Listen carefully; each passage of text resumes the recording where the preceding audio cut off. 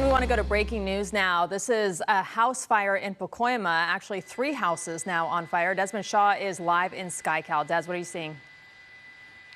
Well, Rudabeh, we can't confirm that this, too, is fireworks related. I'm going to put up the map tracker, show you what we're talking about here on the edge of Pacoima and Sylmar. Bromont and Corcoran Street is where we're talking about here. 3 homes that are on fire. If this was fireworks being stored or people lighting them off and it just turned into a bad chain reaction or something, it's not entirely clear at this point. We know at least one person has been critically injured. Apparently some serious burns to their lower extremities. They had to be transported to the hospital immediately. At one point, someone was trapped inside. It's not clear if that is that adult woman that was trapped and had those critical injuries, or if that person that's trapped is someone else. So a very fluid situation right here. As I'm widening out, you can see all the smoke that is getting kicked up on this. Of course, we've been talking about what was just happening in Simi Valley earlier today. There's been all kinds of high-profile fireworks busts as well. So, you know, it's not even the 4th of July, and we've already had a lot of things go south as far as fireworks go, and now we're dealing with another one here in Sylmar with multiple homes on fire and at least one person in really bad shape here, Rudabeh and Mike.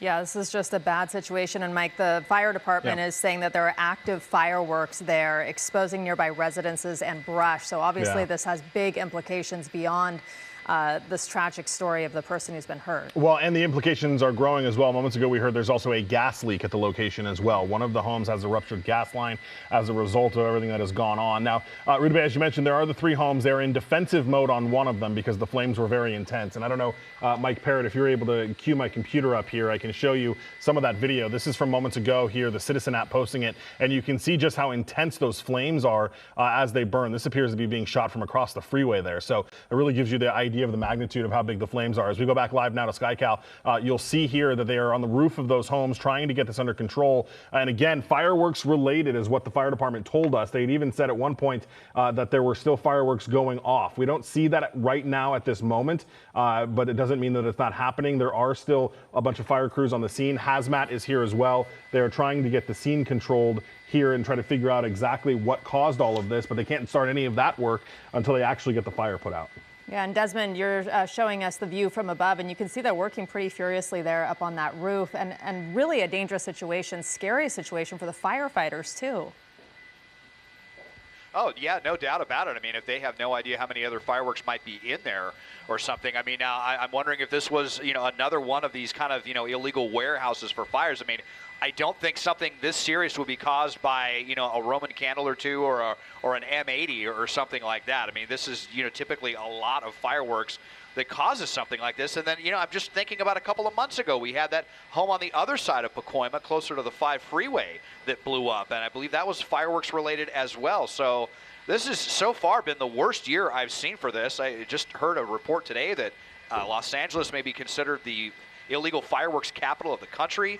And with all of these stories going on lately, I mean, it really feels like it. This is just the latest in a long line of things. I mean, you know, we all love the 4th of July and the celebrations, and I know, you know, despite all the seizures we've seen, we're going to see loads and loads of illegal fireworks tomorrow. And, you know, this is what happens when a situation involving fireworks goes south. You know, serious injury, properties burning here. This is definitely a serious fire here.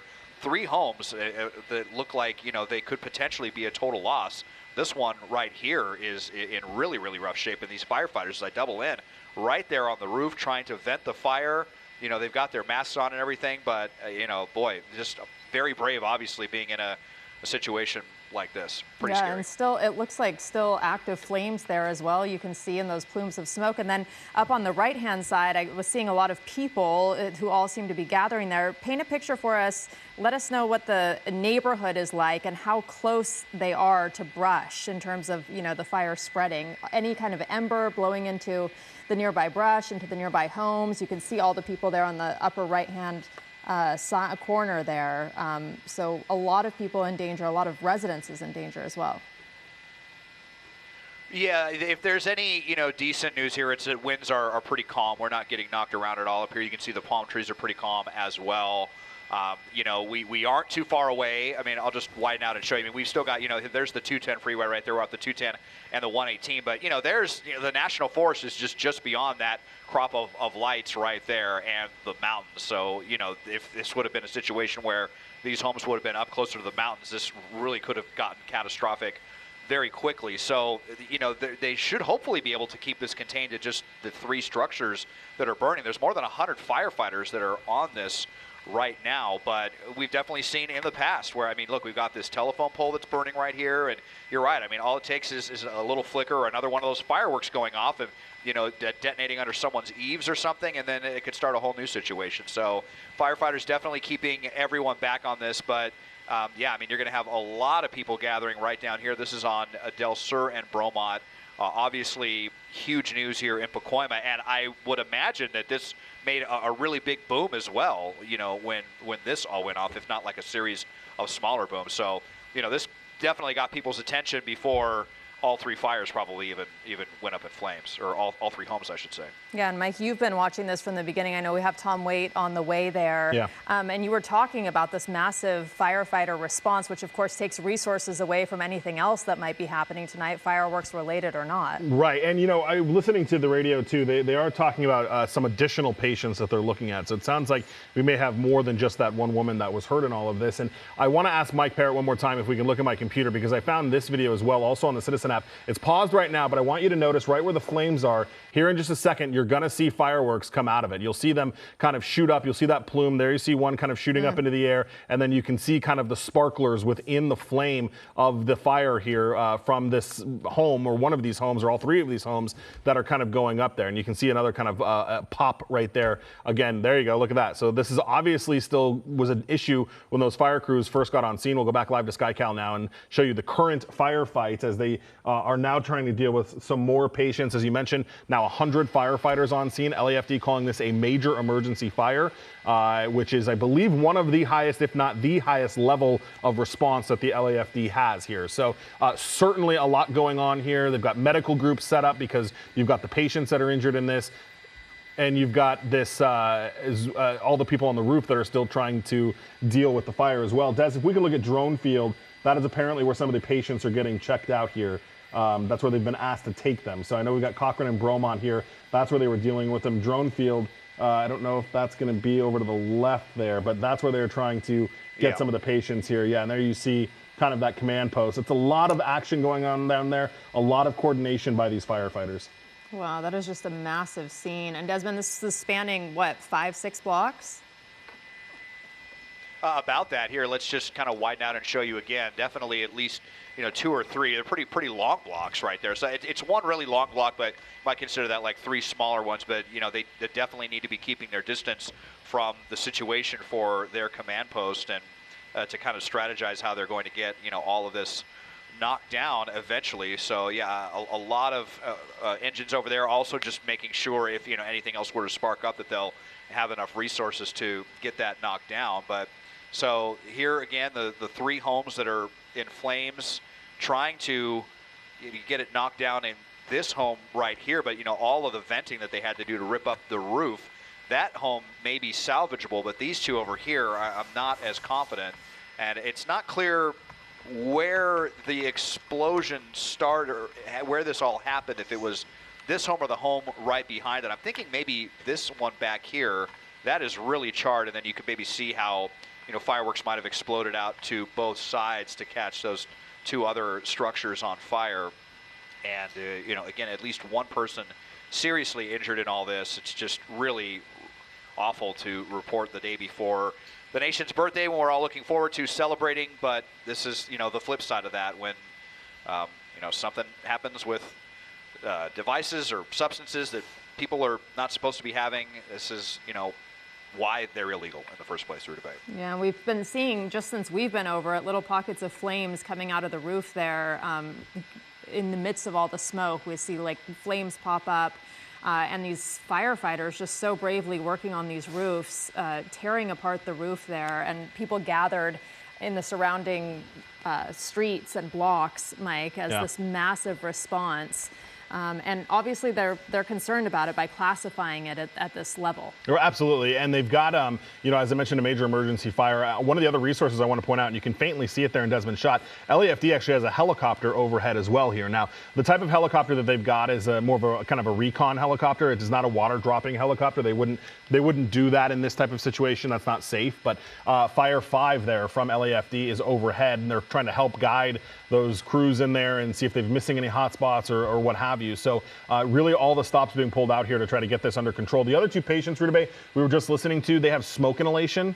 So they don't have burn injuries like that first woman did, the woman in her 30s, she is in critical condition, but you've got that, and then you've got the two other patients that appear to have some sort of smoke inhalation that are being tended to by firefighter paramedics down there from the LAFD. The good news is we are starting to see more smoke and less flame. As you see, they've got the ladder pipe up here as well. I haven't seen them actually pour any water on it. I can't tell if they're just using it to, have a light there on top of it, or exactly what they're doing with that. But it's going to be a tricky situation. Once this is all put out, Hazmat will have to go in there and see what the fireworks situation is. Are they still in there? Is this volatile? What have you. This is not far from the location a number of months ago where they actually had to do that controlled burn of that home because of the materials that were inside of it and just how kind of treacherous these things can get. And you were hearing reports of a gas leak earlier. Yeah. Have you heard anything else about that? No, not yet. I know they put out what's called a safety report. So the safety officer on scene wants to know all the potential hazards. One of them was obviously the power lines that are down, draping from the poles there, poles on fire. And then the other one was that there is a gas leak on one of the homes there. So they're aware of that.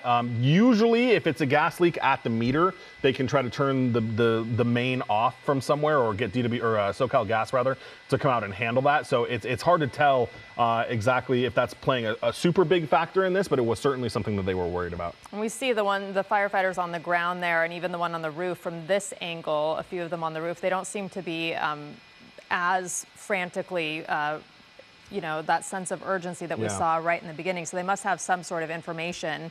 When we first went to this, you see a little pocket of flames there on the left-hand side of the screen still.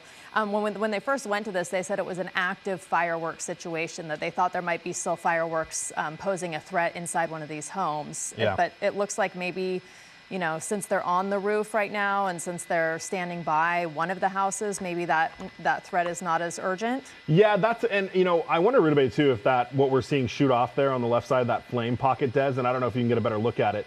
I wonder if that's the gas main. We see that sometimes. If the gas main is sheared and it catches fire, it just kind of shoots like that. That flame is burning, I don't want to say aggressively, but you know what I mean, like a little more high pressure like. Mm-hmm. So I'm wondering if that's what that might be. But yes, to your point though, they are still in a situation where they are close enough to, not necessarily be terribly, terribly concerned.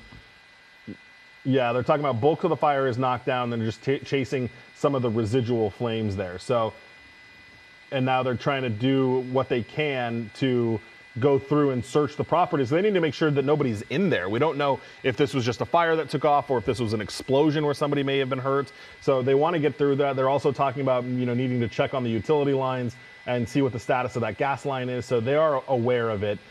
There's also, I'm hearing, a car that's got a fuel leak in it. So anytime homes burn like this, especially multiples across the block, it becomes really difficult. There's lots of little different things that can cause challenges and problems for fire crews.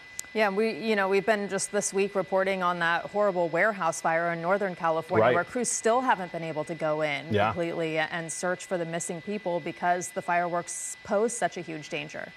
Yeah, I mean, and that was a fireworks warehouse, but that is difficult because it's in a warehouse area, but this is also a lot more challenging for firefighters when it's in more of an urban area, when it's not set up to deal with fireworks or fires really like this, when they have this kind of block. So they are just saying the gas line is secured now, so that's good news. They're working on electrical as well, so we're starting to see that shift a little bit from the active firefight to making sure everything is okay. They're talking about the power lines that are down. Certainly DWP is going to be requested out here at minimum to de-energize the lines, but then obviously they'll have to do a lot of repairs. I mean, the neighborhood is going to be impacted by this for a while.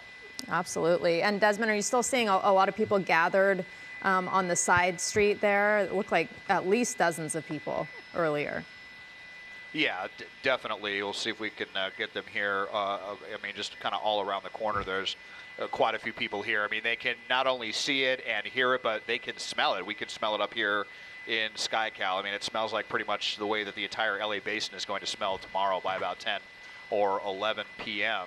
And as I'm just kind of trying to piece things together, this building right here kind of looks like the epicenter potentially of where all of this happened. There's little pieces right here that almost looks like an explosion, like an outward force of fire that caught this home over here on fire, and then the one over here just to the south that was right next to it would kind of make the most sense. But this is probably going to end up being a multi-day situation like that one at Pacoima was that Mike just was talking about, where there was an explosion, somebody was injured, and then it took a couple of days for them locking down the scene, and then they had to, set up explosives to actually create a slow burn situation, which actually wasn't much of a slow burn. And so we'll see if that evolves into a situation like that. It could be going on for days here, guys. Yeah, and of course, the July 4th holiday tomorrow, and people are already beginning celebrations tonight. Firefighters and resources need to be on hand to prepare for all kinds of other potential situations over the next couple of days. Desmond, thank you. We will, of course, stay on this, and we'll have the very latest for you at 10.